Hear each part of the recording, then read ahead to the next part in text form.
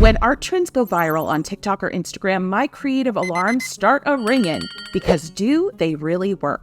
This watercolor bubble trend started showing up everywhere, and I was instantly intrigued and skeptical. If it works, well, I can't imagine a more breezy sketchbook warm-up or a more stress-free path to pattern creation. So today, we're going to give it a go. For supplies, you're going to need a palette of your choice. You're going to need something round to trace with. Then it's going to be a non-traditional trace. I'm also going to be using a watercolor marker just to mess around with, and some watercolor paper. Now, a tip with this trace, you want something that's going to hold on to some paint a little bit. I'm using ceramic, so like a coffee mug would be awesome. I should have mentioned, the coffee mug, you're going to be adding some paint to it. So it'll wash off, but yeah, some paint. You're going to grab that coffee mug or whatever it is that's round, and you're going to paint or draw, if you're using a watercolor marker, on the edge of it. And then quickly, before it dries, I want you to make an impression with that round item. And that's it. So you're basically creating a really simple watercolor stamp.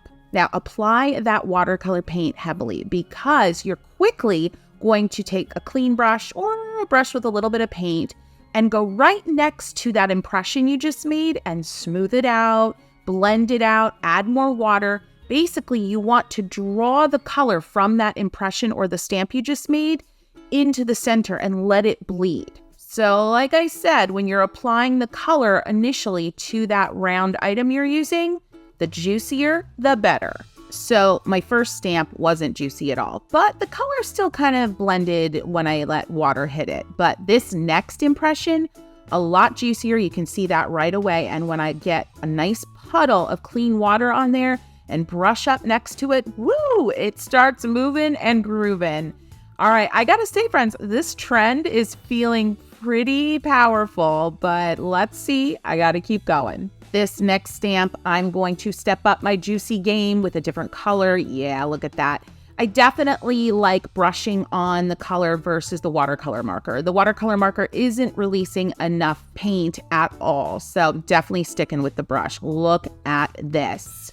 I love it. Now with this trend online, what I saw a lot of folks doing is making the impression and then just using clean water to spread that color around from the impression. But I really like the idea of actually using more paint on my brush to bump up next to the initial impression. It just creates a really cool, colorful, exciting look. It's a lot less like dreamy and whimsical. It's more intense, but that works for me. Friends, let me know what you're thinking right now. Are you gonna try this? Or maybe you have already, because like I said, this thing was everywhere. Head to comments, let us know. Have you tried it? Do you love it? I did this initially with a cookie cutter around Easter, and it was super fun. And while you're at it, go ahead and give this video a boop. That's a like, friends. And in the same area down there, you can go ahead and hit that bell icon, which will let you know when anything awesome is happening here. Look at that awesome spread. Oh, so definitely add multiple colors to your quote unquote stamp. That's super fun because you never know exactly what's going to happen when you start bumping up next to it with the clean water. I definitely am loving my number 12 round brush. It's holding a ton of water when I go back into the circle. And honestly, I'm already thinking ahead. I would love to find some other items, some smaller circles to really mix this up and create an even more exciting composition. I've got all my supplies listed below if you're curious, so head there when you're ready. One tip I have for you, I don't think a circle that is made of plastic. So if you had some type of item that were plastic that you were thinking of using, I have a feeling it might not work as well. But if you've tried it with a plastic item and you think I'm wrong, definitely let everyone know in comments. This is a community and we help each other out. Now I'm here to help you out some more. And I have another video that is full of exercises that are just as successful and will set you up for some major creative fun. Let's head there next and have some more happy painting.